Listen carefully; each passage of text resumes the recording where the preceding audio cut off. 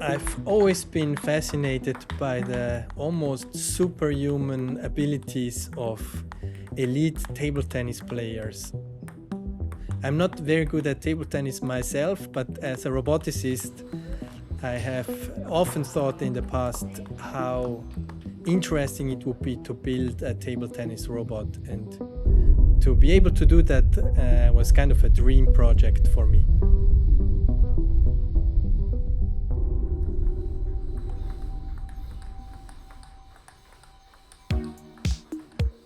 We developed ACE, the first physical AI system that can challenge elite-level human athletes at the physical sport, namely table tennis.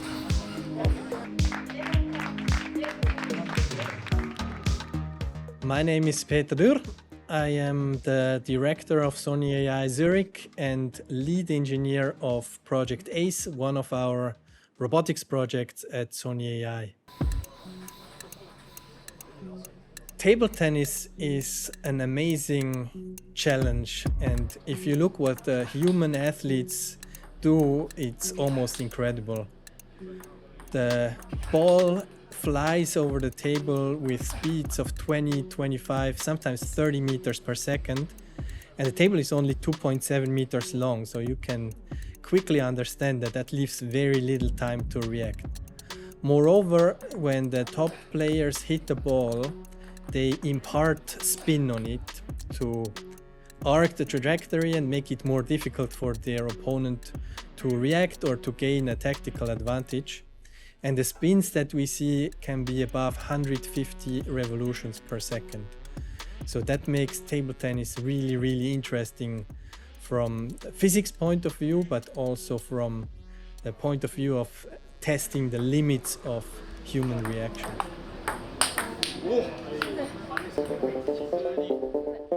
So in the history of AI research, games have often been used as benchmark problems because games allow us to compare the performance of our AI systems to that of human competitors.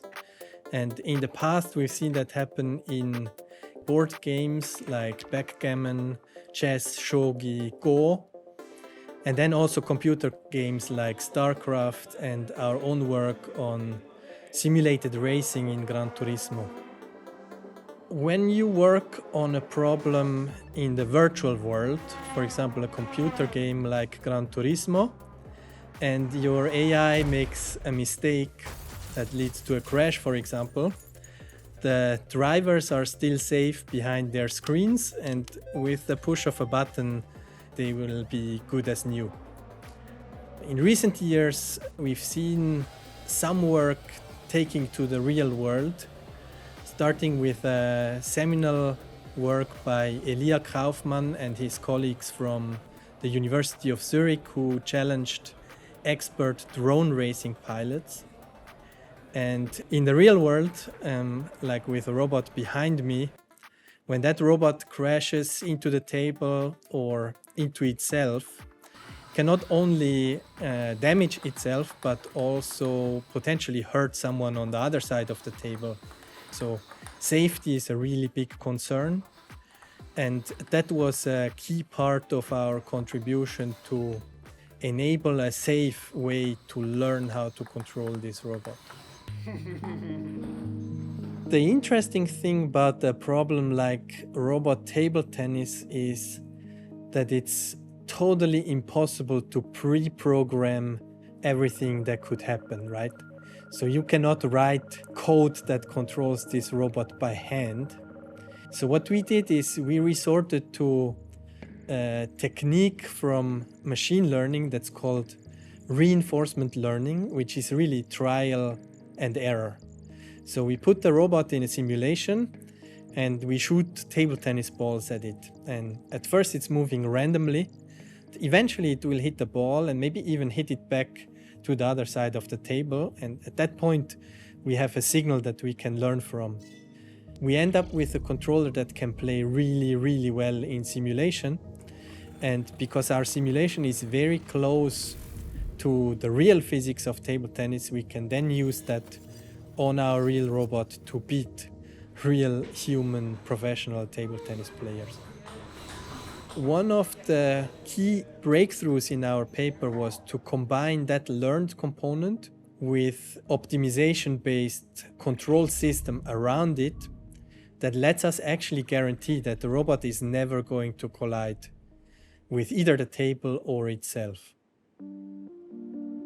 Like any robotic system, our ACE robot is really composed of three main components. On the one hand, we have the perception system that feeds into the control system, which then generates the command for the hardware. And you can see an earlier prototype of our robot arm here behind me.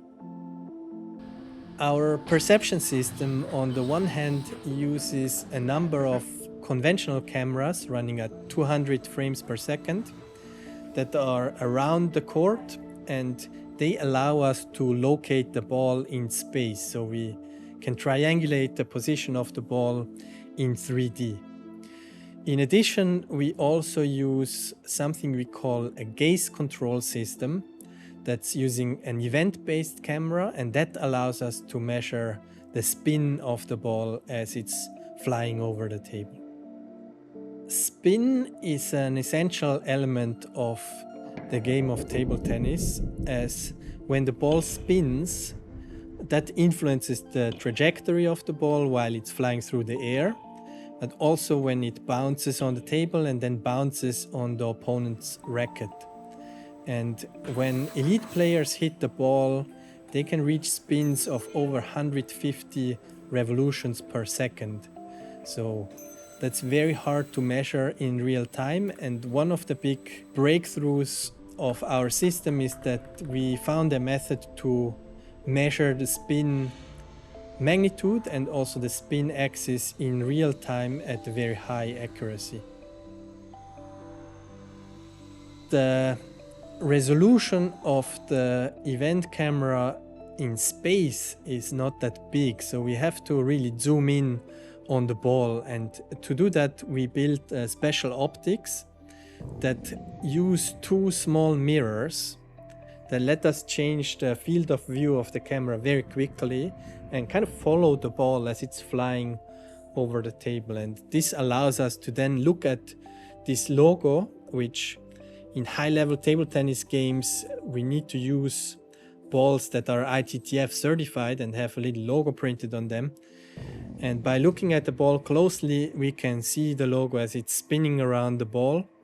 And this lets us identify the magnitude and axis of the spin. Having measured the position of the ball in 3D space and its spin, this feeds into the control system, which then computes the commands for the robot to move.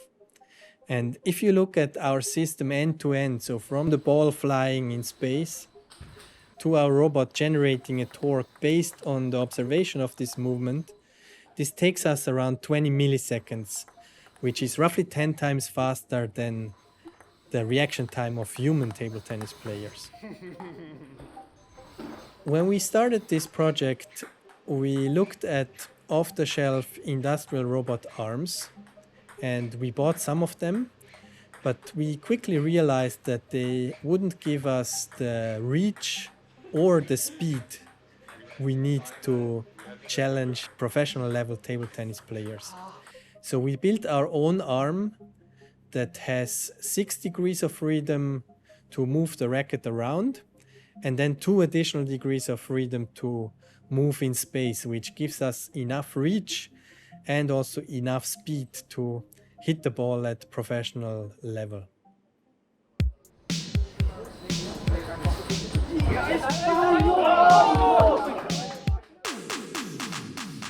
Yeah, when you want to evaluate the performance of a physical AI system that's built to beat table tennis players, the way to do that is to actually play games against table tennis players.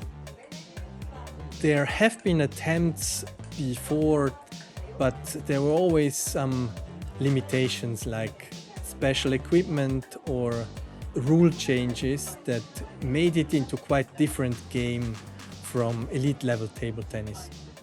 In our work, we paid a lot of attention to enable the human athletes to play on level playing field. So we went through the normal routine and let them warm up with the human in a friendly warm-up. We replicated the customary warm-up with your opponent before the game. We let the players use their own racket that they use in other competitions. We use certified competition balls. And we had licensed umpires who not only checked the racket of our robot, but then also officiated the games against our human opponents. And under these conditions, I think for the first time in history, we showed a physical AI agent compete and actually outperform elite human players in a physical sport. I think like many sports fans watching a game of a player or team they support, I was also quite nervous because I really wanted our robot to win and I really didn't want it to make stupid mistakes. Of course, seeing the robot hit certain shots and win points against these incredible athletes made me feel very proud of my team and very happy to have been a part of it. Reinforcement learning with an optimization-based part lets our robot control run in the real world in situations that we haven't seen in simulation.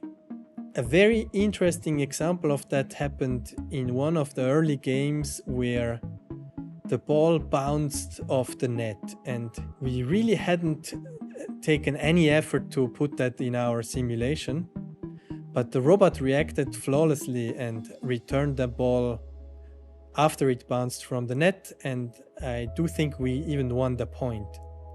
And this is only possible because we have this combination of learned and optimization-based control.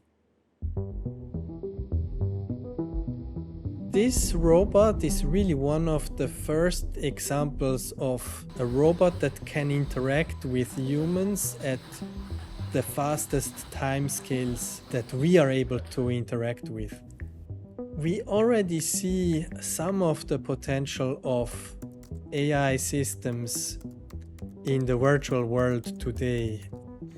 And when we give sensors, we give eyes and ears and touch to AI systems and let them manipulate things in the world, that's where there is a lot of potential and a lot of value to benefit society. And I'm really excited to see where the research community is going to take this.